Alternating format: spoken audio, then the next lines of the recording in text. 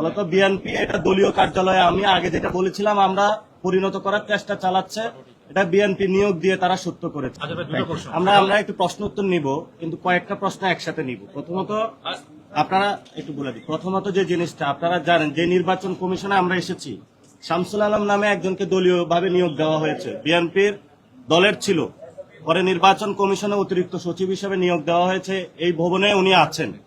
ফলত বিএনপি এটা দলীয় কার্যালয়ে আমি আগে যেটা বলেছিলাম আমরা পরিণত করার চেষ্টা চালাচ্ছে, এটা বিএনপি নিয়োগ দিয়ে তারা সত্য করেছে, 1 নম্বর। 2 নম্বর বিষয় হলো, আপনারা এখানে যারা কোশ্চেন করবেন আপনারা একটু কয়েকটা কোশ্চেন একসাথে বললে তারপর আমরা উত্তরটা দিয়ে শেষ করে। প্রথমবারের মতো প্রবাসীর সিটিতে শুরু হলো কমার্শিয়াল শপ বরাদ্দ। আপনার ব্যবসাকে দিন একটি আধুনিক ও সম্ভাবনাময় ঠিকানা।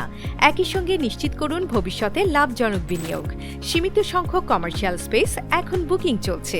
স্ক্রিনে প্রদর্শিত নাম্বারে আজই যোগাযোগ করুন এবং আপনার পছন্দের শপটি বুকিং নিশ্চিত করুন। স্পেস সীমিত, তাই দেরি নয়, আজই বুকিং করুন। প্রবাসীর সিটি, আপনার ব্যবসা ও বিনিয়োগের স্মার্ট সমাধান।